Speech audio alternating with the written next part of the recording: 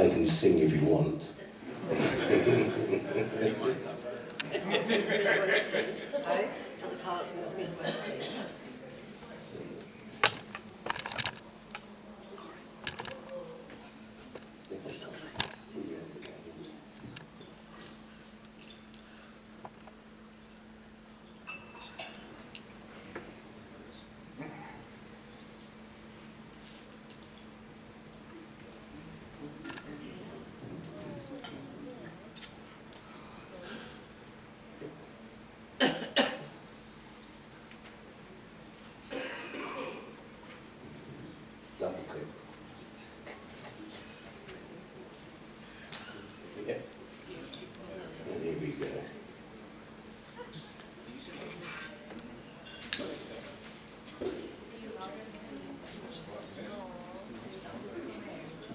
Right, that's my icebreaker. This man is missing, wouldn't you say? Can I hear a big... He's missing, isn't he? Yes. Yeah? Good. That's my icebreaker. Now let's get serious.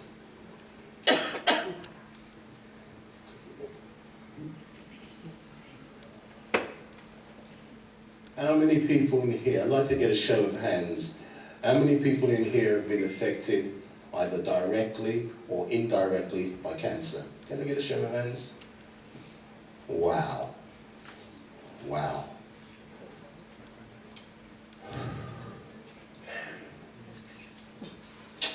I shouldn't be here today. In 2012, I was diagnosed with advanced metastatic prostate cancer, stage 4. There is no stage 5. I was given 6 months to live. Well, here I am.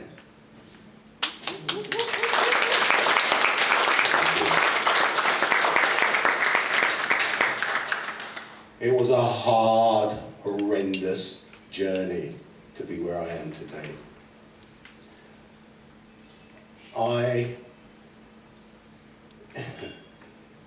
It all came about that in 2011, I was keeping fit. I was jogging. And I felt a sharp pain in my mid to lower back. It caused me to wince, and it stopped me from training. I just naturally thought I was overtraining. Anyway, a couple of weeks went by, 1 a.m. in the morning, the most excruciating pain hit me. It radiated from the same spot that I winced from, and which was my mid to lower back. It radiated across my back and down my leg. And when I said it was pain, it was pain. Anyway, they rushed me to hospital. For 4 hours, the doctors tried to bring the pain down. Ibuprofen, codeine, you name it, they gave it to me, and nothing worked. You imagine sitting on a hospital trolley and you're rocking to and fro because the pain is getting to you. My younger brother was the person that took me to the hospital, and I'll never forget it because my brother looked at me whilst I was in that pain, and there was nothing he could do to help me. And I could see the hurt in his eyes. Anyway, off I went. Doctors suggested, your doctor needs to give you an needs to authorize an MRI scan. So off I went, thinking, slip this, nothing more than that. Well, long story, doctors kind of messed me around for a couple of months in getting that MRI scan. Eventually, my wife, who was just standing over there, insisted that I turn around and go and get myself checked. In fact, I had instructions. You either get yourself checked or don't come back through the front door. Simple. Simple. So off I went and did what I was told. Eventually, doctors gave me the authorization for an MRI scan, and in January 2012, early part, I went and had a scan. Now, I should have realized something was wrong when the radiologist came up to me and asked me, have you drunk something dark in terms of a liquid? And I looked at him and I thought, no. Not realizing that what he had seen was the spread of cancer. Well, 2 weeks later, I go to my doctor, and I go in and see my doctor. My doctor was sitting there. Usually my doctor greets me, and is always kind of cheerful. But there was just something about this day when I went in to the surgery that said something wasn't right. You know, you get that sixth sense, something's not right. But, you know, we go in, we sit down, and we listen. My doctor tried to ask me a number of other questions relating to what I'd gone through. And I answered him, and you could see that I had exhausted all possible routes, or should I say other routes. He then said, with tears in his eyes, he said, I'm sorry to inform you, Mr. Samuels, it's cancer. You sit there, and you sit on the seat, and it hits you. The impact hits you. And the impact is, I didn't wake up this morning to be told that I'm going to be diagnosed with cancer. I had no inclination that it was going to be anything like that. But all the warning signs were there, and I had ignored them because I took them as being lifestyle changes. Getting older wasn't to be. Well, the prognosis came back, and it was stage 4. And I was given, in fact the words given to me were, think short term rather than long term, 6 months. So you sit there and you raise your head to the sky and you ask that man above, why me? Why me? And then it hits you. Well, why not you? It could be somebody else. You want it to be a brother? Do you want it to be a son? No. So it had to be me. So I had to make up my mind. What were you going to do? How were you going to deal with this, one of the hardest things in your life? So they shipped me off to the hospital, consultants, and they suggested there was an option. Now, bear this in mind, in those days there were limited options. In 2012 there were limited options for stage 4. They got me onto a trial called the Stampede Drug Trial Program. Now, this is a multi-arm, multi-stage program. It's got 5 arms to it. At that time, it had 5 arms to it. The wonder drug at the time was a drug called abiraterone. And the injection was Prostate. So that was what I was put under. My presenting PSA was 509.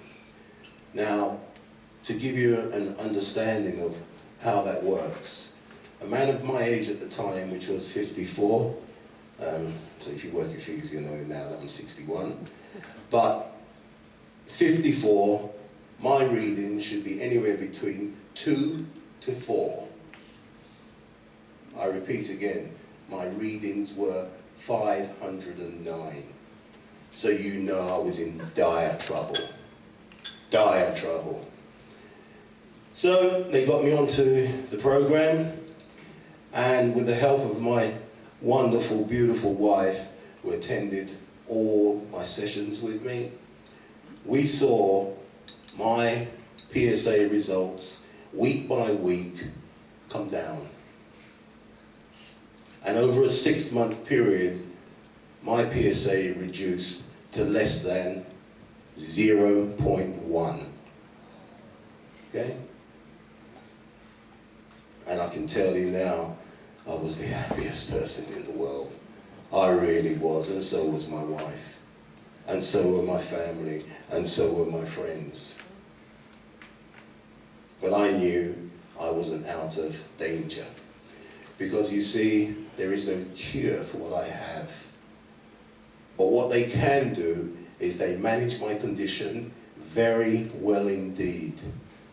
And for me to be able to stand here today gives you an understanding of where I'm at.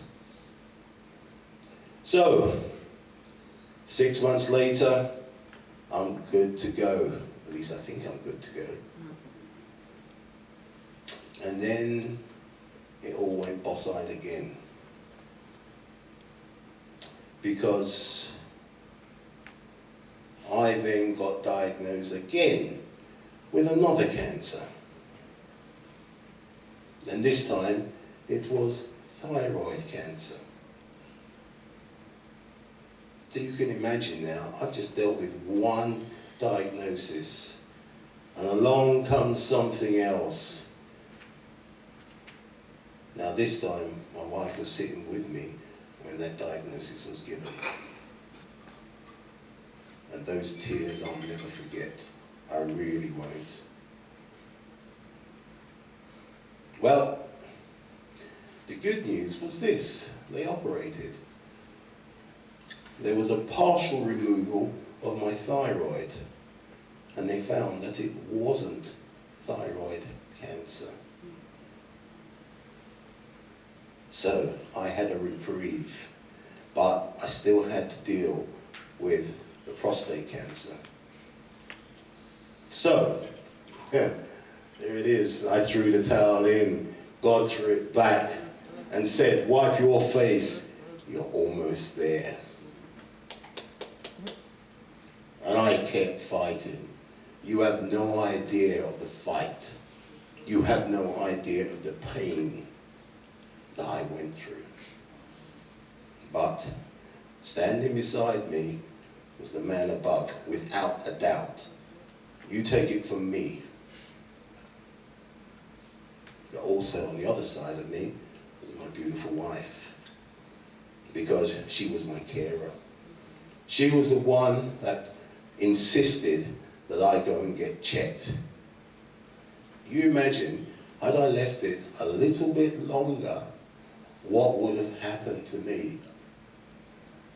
Because my consultants had told me, in time gone by, not too long before you got diagnosed, you would have gone down very quickly indeed.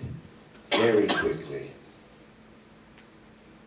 So, 1 in 4 black men will get diagnosed with prostate cancer at some stage in their life. So just imagine this table here: 1, 2, 3, 4 prostate cancer. 1, 2, 3, 4 prostate cancer. 1 in 4. For Caucasian men, it's 1 in 8. Prostate cancer now has become the most prevalent cancer for men. It has overtaken breast cancer in the United Kingdom. So let's look at it this way. Doesn't matter if you're black or you're white, we are all going to be affected by it. So, what are you going to do about it? What are you going to do about it? You do not want to go my journey, because I haven't told you half of my journey. I haven't told you the time the hospital, I had to be hospitalized, ambulance arrived for me. The front door, I assume, is locked. I get a message to the ambulance, come round the back. But before they could get round to the back, for me to open the garden gate, I had to get from my bed, and that same pain that I had in 2011 had hit me again. And I have to get out of my bed, crawl on the floor, push myself upright, and pigeon step into the kitchen, grab the key, and then collapse into a heap on the floor. 4 times this happened before I got to the back gate. 4 times I got up. Having got up, I reach to the back gate, leave it open, get back into the house. How, I do not know. But I managed to get back in the house, collapse on the bed. I hear, Nino, Nino, Nino. And I think, that's me. You know, you get that relief. Help is on its way. I tried to contact my wife. She was in a meeting. The phone had been switched off. My daughter, I got hold of. She was on the call the ambulance. They were racing from South London to West London, where we live. They arrived. The ambulance arrived. All I could hear was, knock, knock, knock, knock. Of course, they didn't get the message that the back gate is open. So what happens? I now have to get up again and pigeon step to the front door. Luckily, we've got some glass in the window, and I pointed to them round the back. Now, when I tell you I was on my last legs, I mean I was on my last legs. They rushed round the back, came in, and there was a guy a little bit bigger than me, quite burly, and I collapsed into his arms. They grabbed the chair from the front room, put it out on the patio area, crashed and sat down. And as I sat there, the message must have got to my wife. She raced home, comes through the front door, and of course what's happened? The front door was always open. The front door had never been locked. So of course, I'm thinking, you know, when you're in pain, you do not realize, oh, thank you. You do not, you're not thinking clearly. And that's what happened. Laughing gas, everything, and the pain eased, but straight to hospital. Well, the years have gone on, the years have been good to me, and I'm thankful to the man above.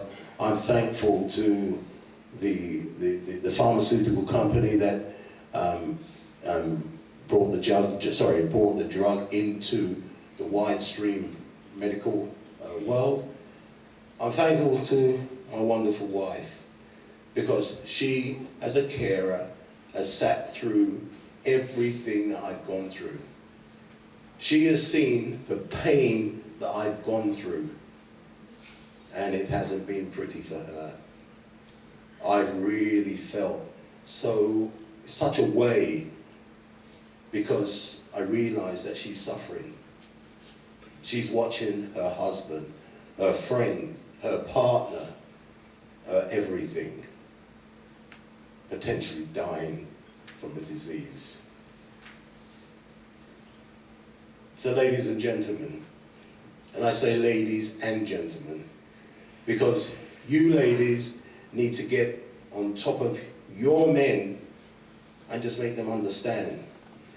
By the year 2035, 1 in 2 people will get cancer.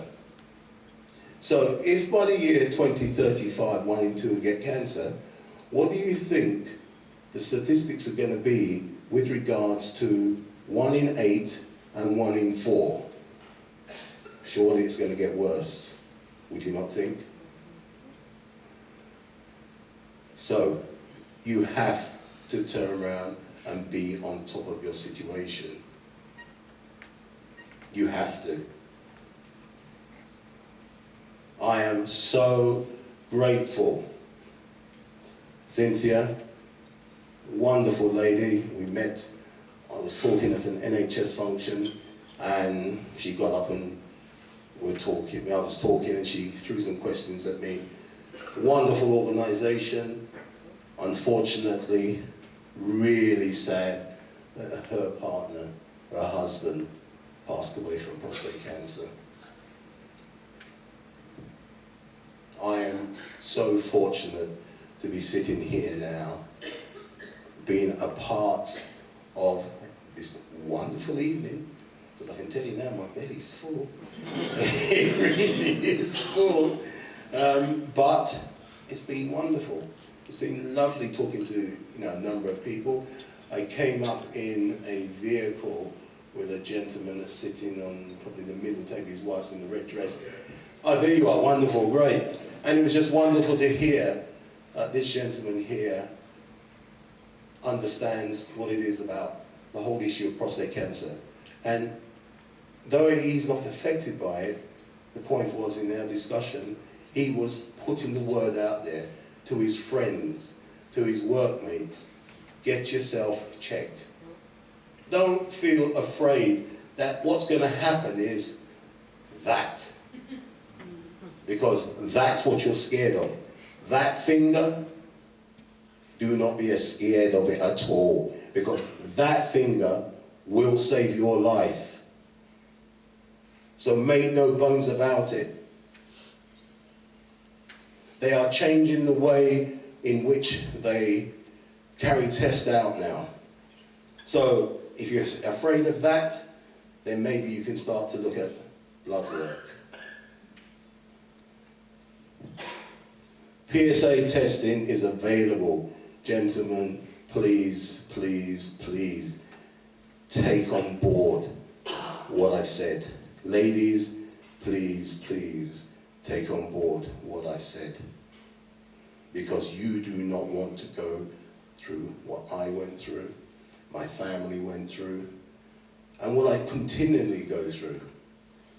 Because even with the medication I'm on now, there are side effects. There are real side effects. And I may look quite well to you, I may look quite jolly to you, but on the inside there's a lot more going on that you would never understand.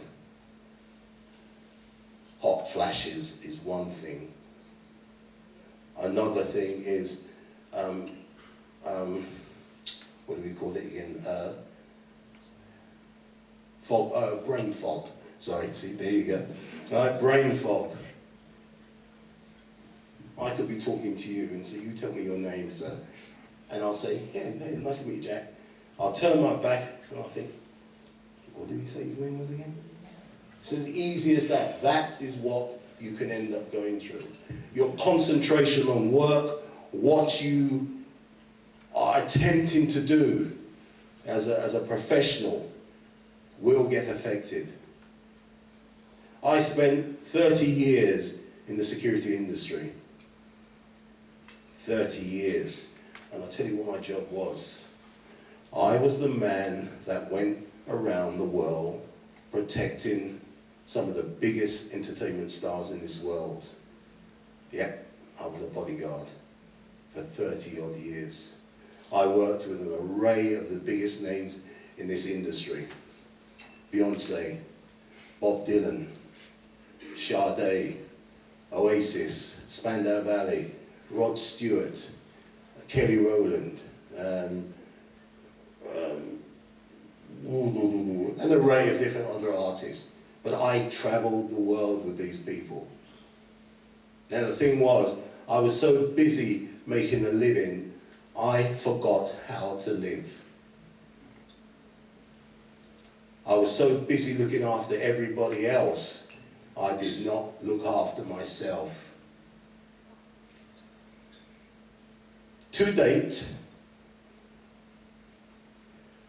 I have taken in excess of 26,000 tablets to save my life. So you can imagine I'm rattling. I'm really rattling. But the point is, that is what has happened for me.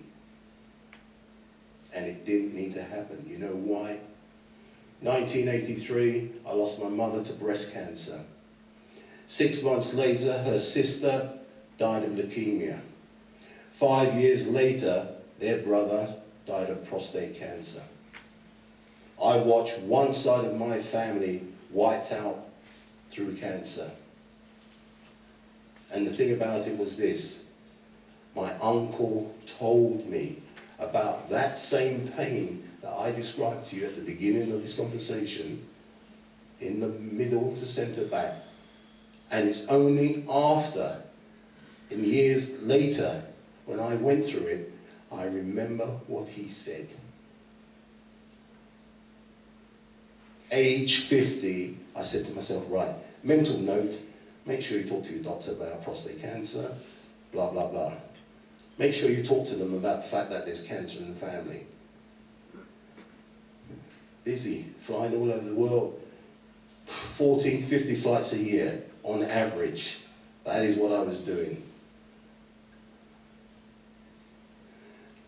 Ladies and gentlemen, I could go on and on and on and on, but we've got some dancing to get on with. But I'll leave you with this. They say that in your lifetime, you will go through 6 to 8 traumatic events that will make you wonder, what now? So, for me, I have to say to you, are you going to allow that to turn around and stop you from getting on with your life? Are you going to turn around and sit there and just say, okay, cool? Because if so, you ain't going to get very far in life. Thank you. It's been a pleasure.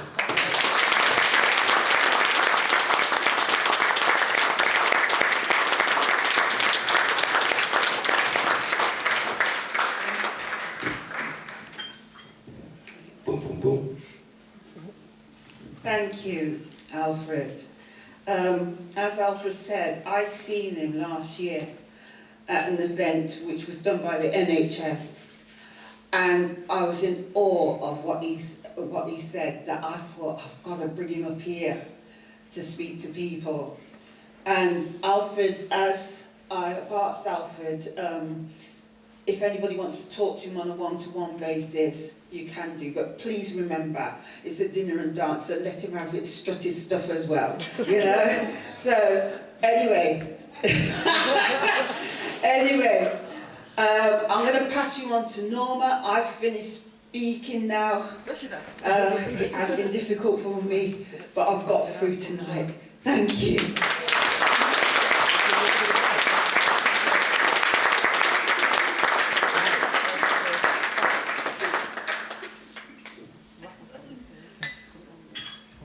Where's she gone? Where's she gone? Where's she gone? Where's she gone? Come.